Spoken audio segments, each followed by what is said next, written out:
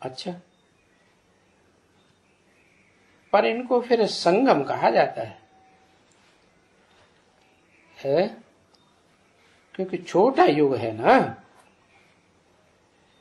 शास्त्रों में इस युग का कोई वृत्तांत नहीं है। क्या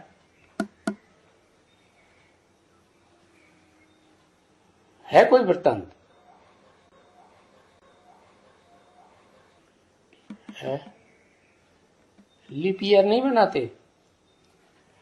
हर चौथी वर्ष नहीं आता? पुरुषोत्तम मास नहीं बनाते? है? मास मनाते हैं, लेकिन युग का नाम तो नहीं है।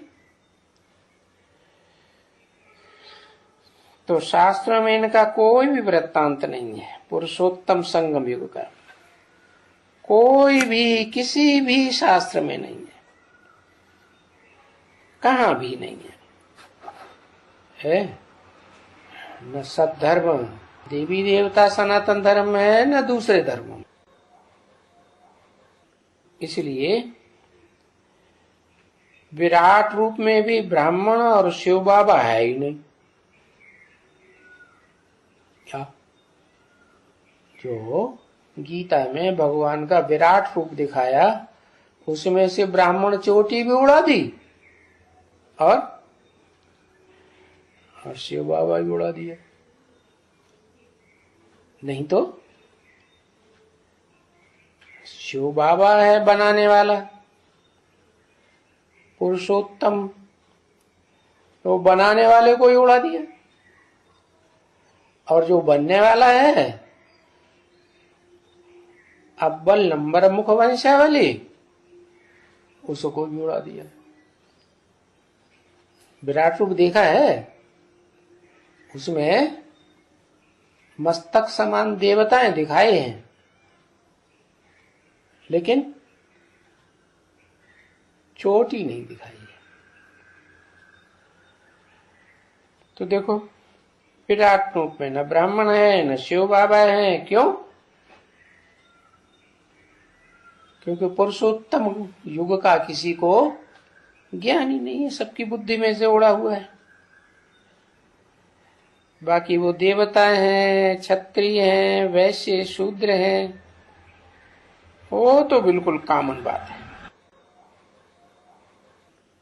क्या? देवता, क्षत्रिय, वैश्य, शूद्र, ये तो चारों युगों में होते ही है। पक्के पक्के देवता हैं सतयुग में, फिर कहेंगे क्षत्रिय राम के राज्य में, त्रेता में। फिर वैश्य विषयस कर्म करते हैं, विषय विकार भोगते हैं, तो द्वापर युग में हुए वैश्य। और शूद्र कलयुग में तो सब नौकर चाकर बनना पसंद करते हैं। पढ़ेंगे, लिखेंगे, समझेंगे, हमने बहुत ऊंची पढ़ाई पढ़ी है, और फिर काय के लिए पढ़ी है? नौकरी के लिए। तो सब क्या हो गए? नौकर। कोई राजा है? कोई राजा नहीं है, सब शूद्र हो गए कलयुग में। ये बिल्कुल कॉमन बात है।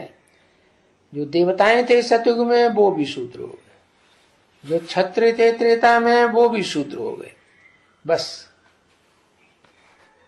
क्या? क्यों हो गए शूद्र?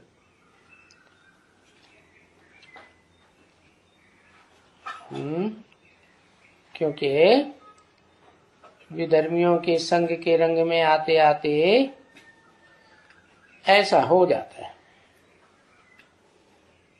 तो बच्चों को इन सब बातों का ध्यान में रखना चाहिए।